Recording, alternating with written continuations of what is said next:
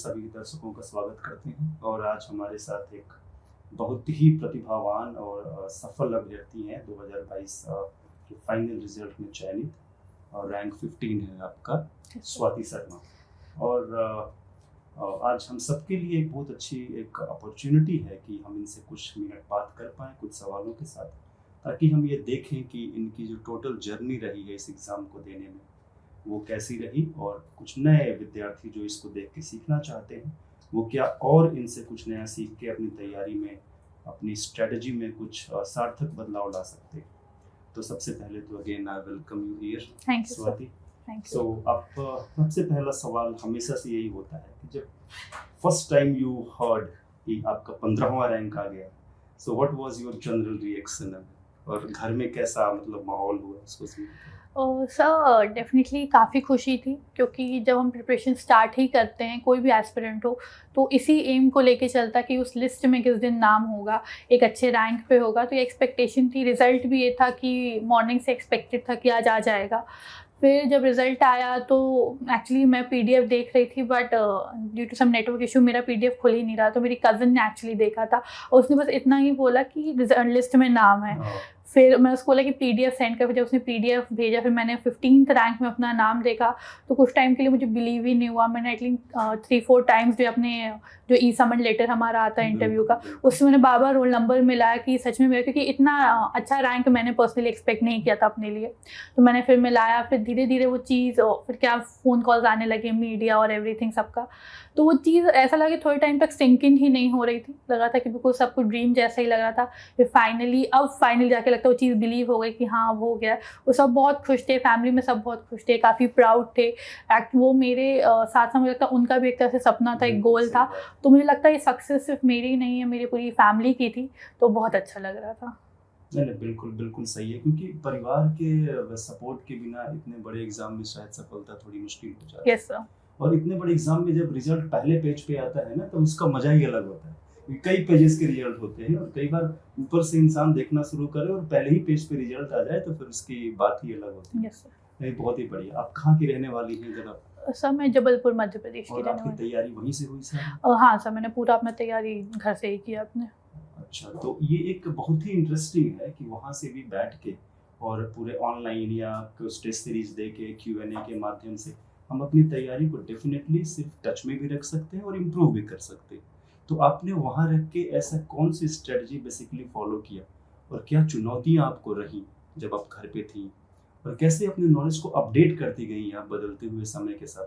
क्योंकि हम सभी जानते हैं कि जो विद्यार्थी मेंस दे रहा होता है उसको अपडेट रहना पड़ता है। So what exactly was your strategy in that kept you updating and you improving yourself?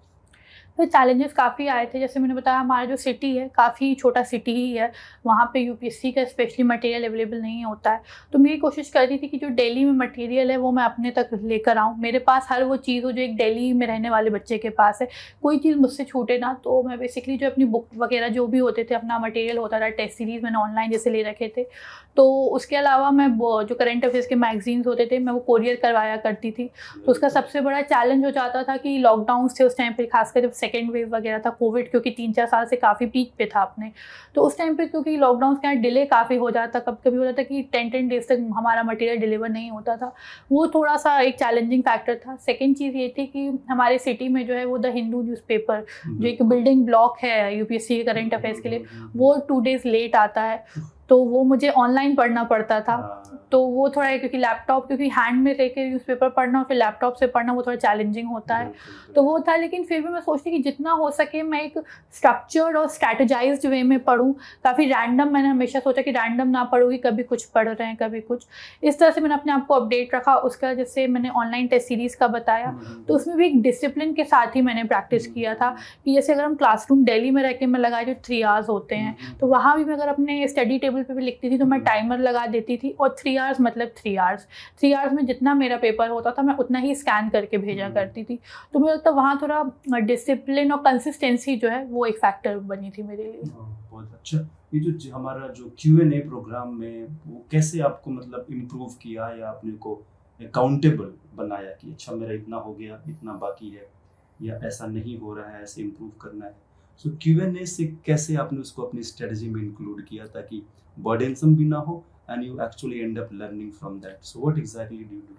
Sir Q&A definitely मेरा जो प्रैक्टिस और मेरा दोनों आई थिंक स्पीड और कंटेंट दोनों ही इम्प्रूव किया था उनके, क्योंकि डिविजन्स में ही थे, पूरा सेग्रीगेटेड प्रोग्राम था कि फाउंडेशन, पहले फाउंडेशन के टेस्ट थे, फिर सेक्शनल थे, उसके बाद फिर हमारा फुल लेंथ था। तो ये था कि धीरे धीरे प्रोग्रेस हो रहा था, ऐसे में तो एक साथ बर्डन नहीं आया कि हमें फुल लेंथ करना है। तो जैसे जैसे सिलेबस मैं करती जाती थी, अपना रिवाइज करती जाती थी, मुझे लगता था कि हाँ इतना पार्ट अब प्रिपेयर्ड है, मैं उसका टेस्ट लिखती थी, तो उससे मार्क्स भी अच्छे आते थे, तो मोटिवेशन लगता था कि हाँ बन रहा है हमसे। उसके अलावा जो मॉडल आंसर्स वगैरह प्रोवाइड होते थे उनको अच्छे से ऑब्जर्व करते थे, फीडबैक मिलता था, वो फीडबैक से लेके चलते थे कि हाँ ये चीज़ें मैं अपने आंसर में ऐड करेंगे तो मार्क्स इंप्रूव हो सकते हैं। तो इसी तरह से उन्होंने मुझे हेल्प किया था। अब फाइनली मेंस जब एग्जामिनेशन आप देने गई तो मेंस देने के दौरान कुछ ऐसे मानसिक चुनौतियां भी होती हैं, कई बार शारीरिक चुनौतियां भी आती हैं, लोग बीमार तक पड़ जाते हैं उसके वजह से। तो ऐसा क्या मेंटल चैलेंज आपको इस एग्जाम को निकालने के लिए कितना फील होता है कि we should also be mentally very healthy actually to take up this exam? तो इस पे मतलब कैसे काम किया और क्या किया इसको ठीक रखने के लिए? I think so physical and mental health both UPSC के लिए काफ़ी निगलेक्टेड भी हैं, काफ़ी स्टूडेंट्स नहीं ध्यान देते हैं। बट अगर आपको एक हेल्दी प्रिपरेशन रखनी है तो फिजिकल और मेंटल हेल्थ तो हमेशा ध्यान में रखना चाहिए। बात रही मेंस की, तो फिजिकल भी चैलेंजेस होते हैं, मेंटल लेवल पे भी काफ़ी रहते हैं, क्योंकि हमें एक दिन में 2 एग्ज़ाम्स लिखने पड़ते हैं। 3 आवर्स का एक होता है, ऑलमोस्ट हमें 6 आवर्स लिखना है एक दिन में, और उसमें भी ये है कि हमें स्पीड भी मेंटेन करनी है और स्टार्ट टू एंड हमें कंटेंट भी मेंटेन करना है। ये नहीं कि अब स्टार्ट कुछ से करें एंड कुछ से करें, नहीं। तो सबसे ज़्यादा चैलेंजिंग दिमाग में यही रहता है कि हम 3 घंटे में कवर कैसे करेंगे, क्योंकि कुछ एग्जाम्स बहुत लेंदी होते हैं। फॉर एग्जाम्पल जो एथिक्स का पेपर होता है वो बहुत लेंदी, क्योंकि केस स्टडीज़ पढ़ने में ही काफ़ी टाइम लग जाता है, पढ़ना, समझना, फ्रेम करना। तो इस तरह से ये काफ़ी चैलेंजेस होते हैं, लेकिन मैंने अपने आप को हमेशा इस चीज़ में प्रिपेयर रखा था प्रैक्टिस के ही थ्रू, कि मैं लिखती थी तो उससे क्या एक स्पीड बढ़ती जाती थी। उसके बाद क्या मेंटल डिस्ट्रेस होता ही है जब हम प्रिपरेशन करते हैं चैलेंजेस, तो उसमें मैं अपने आप को एक तरह से खुश रखने का ही हमेशा कोशिश करती थी कि सैड होकर, डिप्रेस्ड होकर अगर हम पढ़ेंगे तो वो चीज़ रिटेन नहीं रहेगी और एग्जाम में वो आउटपुट भी नहीं आएगा। तो जितना हो समय लगता है हम जब खुश रहते हैं, कॉन्फिडेंट रहते हैं, तो एक पॉजिटिव एनवायरनमेंट में रहते हैं, जो पॉजिटिव थिंकिंग वाले लोग हैं उनसे घिरे हुए रहते हैं, तब हम ज़्यादा जो एफिशिएंसी है हमारी वो तभी आती है। तो मैं ऐसे अपना एनवायरनमेंट में अच्छा रखने की कोशिश करती थी। बिल्कुल बर्डन मैंने कभी अपने आप को पढ़ाई से नहीं किया कि बस इतना 18-18 घंटे पढ़ते रहो, ऐसा कुछ नहीं। एक डिसेंट अमाउंट ऑफ टाइम लेके रखी, क्वालिटी पे हमेशा फोकस किया, और हमेशा खुद को एक मी टाइम देती थी कि जब मैं अपने आप की अपनी हॉबीज़ पे वर्क कर सकूँ, या अपनी फैमिली से ही बात करके मुझे अच्छा लगता तो उनसे कुछ डिस्कस कर लें, अपने फ्रेंड से बात कर लें। तो इस तरह से अपना मैंने मेंटल जो हेल्थ है उसको मेंटेन करके रखा था। वो बच्चे ने हमेशा जानना चाहते हैं कि इस पूरे आपकी स्ट्रेटजी के दौरान, या फिर शायद ऐसे भी आपको लगता है क्योंकि आपने टाइम स्पेंड किया तैयारी में, तो मेंटरशिप या फिर एक सही दिशा निर्देशन की, एक जब विद्यार्थी तैयारी शुरू करता है या इम्प्रूव करता है, तो उसका कितनी भूमिका या फिर उसकी उचित कितना प्रोपोर्शन आपको लगता है इस एग्ज़ाम की सफलता के लिए ज़रूरी है? तो डेफिनेटली एक एक्सपर्ट ओपिनियन हमेशा हर चीज़ में ही चाहिए होता है। जब हम एस्पिरेंट्स होते हैं, हमें किसी चीज़ का नॉलेज नहीं होता है, तो एक गाइडेंस से, जैसे आपने बताया, एक दिशा मिल जाती है किस दिशा में मूव करना है, क्योंकि यूपीएससी में डूज एंड डोंट्स बहुत हैं। आई थिंक डूज से ज़्यादा डोंट्स इंपॉर्टेंट हैं, कि हम गलत दिशा में ना चले जाएँ, क्योंकि सही चीज़ हम धीरे धीरे इवेलुएट कर लेंगे, लेकिन अगर गलती से हमने गलत जगह चले गए तो वो काफ़ी हमारे प्रिपरेशन ही अलग डायरेक्शन में मूव होगी। तो गाइडेंस, आई थिंक वही जो डूज एंड डोंट्स का जो नॉलेज प्रोवाइड करता है वो सबसे ज़्यादा इंपॉर्टेंट हो जाता है, कि काफ़ी चीज़ें हमें अवॉइड करनी चाहिए। और एक स्टूडेंट में टेंडेंसी होती है कि वो चीज़ों की तरफ ज़्यादा अट्रैक्ट होते हैं, जैसे हम सोचते हैं गलत चीज़ पे हम जल्दी अट्रैक्ट होते हैं। तो गाइडेंस और मेंटरशिप्स क्या नहीं करना है वो हमें बहुत अच्छे से समझा देती है। बिल्कुल, बिल्कुल, ये बहुत ही है कि what's more important is what we don't need to do than what we need to do actually, so very interesting. जब आपकी साक्षात्कार का कॉल आया मैन, तो उस कॉल लेटर आने के बाद या मेंस के रिजल्ट के बाद से लेके इंटरव्यू देने तक, उस समय तक आपकी क्या स्ट्रेटजी रही? What exactly did you do in that period to make yourself interview ready? और सर मेरे इंटरव्यू और रिजल्ट के बीच में ऑलमोस्ट 2 मंथ्स का गैप था। मेरा जो इंटरव्यू था काफ़ी स्टार्टिंग डेज में, 30 जनवरी से इंटरव्यू स्टार्ट हुए थे और मेरा 7 फेब का इंटरव्यू था। 2 मंथ्स का गैप था, तो उस टाइम मैं सबसे पहले यही फोकस किया था कि अपना डैफ जो है वो जितने अच्छे से तैयार कर सकूँ। उसके बाद करंट अफेयर्स को मैंने प्रिपेयर किया था, उसके लिए मैं 3 न्यूज़पेपर पढ़ती थी, ताकि कोई भी चीज़ का एक होलिस्टिक अप्रोच, किसी भी इशू है, कोई भी इवेंट हो रहा है नेशनली या इंटरनेशनली, और उससे लेके फिर मैं एक अपना व्यू पॉइंट क्रिएट कर सकूं कि किसका क्या बोलना है, फिर मैं क्या सोच रही हूँ उस टॉपिक के बारे में। तो एक अपना व्यू भी रहे और एक एक्सपर्ट ओपिनियन भी रहे। तो मैं 3 न्यूज़पेपर पढ़ती थी उस टाइम में। मैं हिंदू पढ़ती थी, इंडियन एक्सप्रेस और द मिंट था वो पढ़ती थी। उसके अलावा जो सांसद टीवी की डिबेट्स होते हैं वो मैं देखती थी, मुझे वो काफ़ी नॉलेजेबल लगते थे। और एक उसमें भी एक पर्सपेक्टिव क्रिएट होता था कि हाँ, इस तरह से हम नहीं सोच रहे हैं, लेकिन ये भी एक एक्सपर्ट ओपिनियन हो सकता है। तो इस तरह से मैंने अपना इंटरव्यू प्रिपेयर किया था। ना ना, बिल्कुल अच्छी बात है। किसके बोर्ड में आपका इंटरव्यू था? और स्मिता नागराज मैम। स्मिता नागराज मैडम के बोर्ड में था। That is very nice. So finally I mean interview देने के दौरान ऐसा कुछ स्पेसिफिक चैलेंज आपको फील हुआ कि शायद ये हम करते हैं या फिर ऐसा करने से और बेटर हो सकता है? एक जनरल स्ट्रेटजी की इंटरव्यू कैसे फेस करें? When you enter the room, ring so grand, I mean, you must know by now that. So, what exactly should be the mindset when you go inside to maximize your chances? तो sir मुझे लगता है जैसे ही हम interview room में, ये but obvious है, human nature है कि आप नर्वस होंगे। तो उसको हाइड बिल्कुल, अगर बोर्ड आपसे पूछे भी कि आप नर्वस है तो वहाँ भी ब्लफ मत कीजिए कि नहीं नहीं हम बहुत कॉन्फिडेंस है। बता, जिसमें कोई बुराई नहीं, वो भी समझते स्टूडेंट जा रहा है। वहाँ आप जितना ऑनेस्ट और ट्रांसपेरेंट रह सकते उतना रहिए। आप ज़्यादा आइडियलिस्टिक व्यू में, क्योंकि सबको पता है आइडियलिज्म से नहीं होगा कि आप बिल्कुल आइडियलिस्टिक वे में चले जाएँ या पॉलिटिकली करेक्ट होने का सोचने लगे। जितना हो सके ऑनेस्ट रहिए, कॉन्फिडेंट रहिए और एक ट्रांसपेरेंसी रखिए। बीच में थोड़ा नर्वसनेस होती है, लेकिन जब इवेंचुअली आप आंसर्स देने लगते हैं तो कॉन्फिडेंस बिल्डअप होने लगता है। और वही कॉन्फिडेंस आप रिफ्लेक्ट करिए कि उन्हें भी लगे कि एज अ सिविल सर्वेंट जब आप फील्ड में होंगे तो आप वो वर्क प्रेशर ले सकते हैं। एक पूरे के पूरे काम का जिम्मेदारी, एक रिस्पॉन्सिबल सिविल सर्वेंट आप बनेंगे तो अपने पर्सनैलिटी के थ्रू दिखाइए। और उससे मेन चीज़ है कि आप अपना पॉइंट ऑफ व्यू दिखाइए। ये मत सोचिए कि आप किसी का ओपिनियन कॉपी करके वहाँ बोल दें। वो चीज़, वहाँ सब बहुत एक्सपीरियंस्ड होते हैं, तो मुझे लगता है कि हम उन्हें एक तरह से ब्लफ कर पाएंगे। और करना भी नहीं चाहिए, क्योंकि वो समझ जाएंगे और वो एक नेगेटिव मतलब पर्सपेक्टिव आपकी पर्सनैलिटी का देखेगा और वहाँ आपके मार्क्स अफेक्ट होंगे। तो जितना हो सके आप अपने व्यू पॉइंट्स बताइए, अपना पर्सपेक्टिव बताइए, आप क्या करेंगे एक सिविल सर्वेंट बन के। सॉल्यूशंस अगर वो पूछें तो अपने इनोवेशन दिखाइए उनको। एक जो out of the box solutions होते हैं उस पर फोकस करिए, ना कि copy paste manner. Very nice, very nice. कितने मिनट चला था आपका इंटरव्यू और उसमें मेन एरियाज कहाँ से पूछा? आईआर से पूछा या आपके डैफ से पूछा? तो किस एरिया में फ्लो हुआ और क्या वो फ्लो टूटा या फिर उसी पे चलता गया? मतलब कुछ ऐसा कई लोग बोलते हैं कि एक फ्लो पकड़ता है, ऐसे हुआ वैसे हुआ, तो what exactly it went and how it went? So मेरा अप्रॉक्स 25-30 मिनट्स का ही मेरा इंटरव्यू था। I was the last one to go. तो मेरा इंटरव्यू फ्लो जैसा बताया, एक फ्लो ही था जो वुमेन सेफ्टी इशू उस टाइम पे जनवरी के तो बहुत डोमिनेटेड था उस टाइम पे। कुछ केसेस हुए थे उस टाइम पे दिल्ली में, जैसे एक केस था।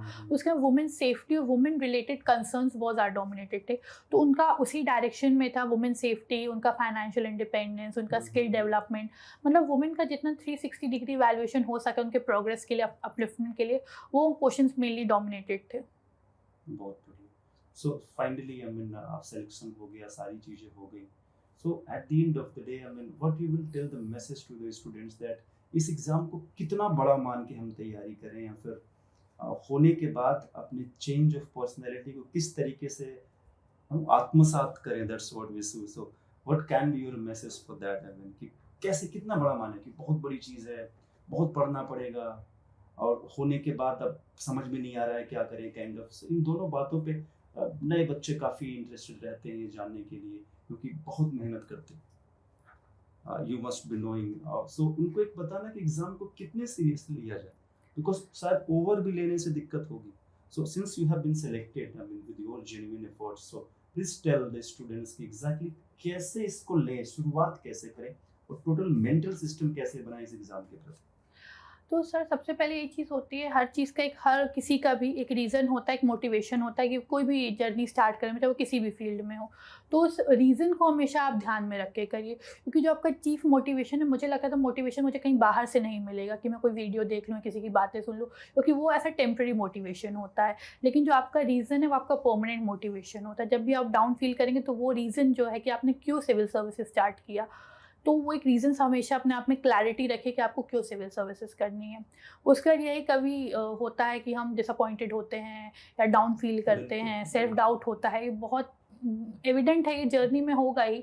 जैसे मैं हमेशा बोलती हूँ, एक जर्नी ही है, एग्ज़ाम नहीं है, जर्नी है। जर्नी में अप्स एंड डाउन्स होते हैं, इसमें भी होते हैं, लेकिन उस पे किस तरह से हम उनको लेते हैं। जैसे मैंने फेलियर्स फेस किए थे, लेकिन उनको एक रोड ब्लॉक बनाने की जगह मैंने उनको अपनी सफलता की तरह सीढ़ी बनाई थी, कि मैं उन गलतियों से पीछे होने की जगह उनसे कुछ सीखूँ। तो इस तरह से ही जो स्टूडेंट्स है आगे बढ़ें। तो इस तरह से अपना मेंटल, जैसे मैंने बताया कि एग्ज़ाम ऑब्वियसली बहुत बड़ा है, बहुत मेहनत करनी पड़ती है, लेकिन जब उसका रिज़ल्ट मिलता है तो हर चीज़ से मेरे भी काफ़ी चैलेंजेस थे, काफ़ी सेक्रीफाइसेस थे, बट जब आप वो लिस्ट में अपना नाम देखते हैं तो हर चीज़ वर्थ लगती है। आपको सिर्फ वो नाम रहेगा, याद रहेगा, और जो पीछे आपने सेक्रीफाइसेस किए वो सब एक तरह से ब्लर हो जाएंगे जब आप अपना नाम देखेंगे। तो वो बहुत अच्छी चीज़ रहती है। तो वो करिए, एग्ज़ाम बड़ा है नो डाउट, लेकिन उसको एकदम बर्डन मत बना लीजिए अपने आप पे पढ़ाई को। एक थोड़ा एन्जॉय, जैसे बताया, पढ़ाई को भी एन्जॉय करिए, हर चीज़ को समझ के करिए। और जब सिलेक्शन भी हो जाए तो अभी तक हमने जो पढ़ा है उसका हमें ग्राउंड लेवल पे इम्प्लीमेंटेशन ही करना है। तो उसको कितना कर सके, और अपना जो एक पावर अथॉरिटी ऑब्वियसली मिलता है, लेकिन कभी उस पावर अथॉरिटी की लालच में आप मत सिविल सर्विसेज करिए। उससे क्या इम्पैक्ट आप सोसाइटी में ला सकते हैं, कितना लोगों का इन्फ्लुएंस कर सकते हैं, क्योंकि हमारी कंट्री में काफ़ी चीज़ें हैं करने के लिए अलग अलग लेवल्स पे, चाहे वुमेन के लेवल पे हो, एजुकेशन लेवल पे हो, स्किल डेवलपमेंट, बहुत काम है करने के लिए। तो उन चीज़ों के लिए आप अपना क्या योगदान एक तरह से दे सकते हैं, उन पे फोकस करके रखिए। एक रोड मैप अपना एक प्रिपेयर करके रखिए आप। बहुत ही अच्छा। फाइनली अमन स्वाति जी को मैं धन्यवाद दे दूं, आई और मन से बच्चों को बताया कि क्या करना है। बस लास्ट एक लाइन कुछ अपनी तरफ से मोटिवेशनल लाइन, क्या वन टैग लाइन अगर आप बच्चों को देना चाहें, so what exactly be that one sentence for you, for the students, those who are watching you here? Work hard and be patient. That's nice. Thank you Thank you, very sir. much for coming.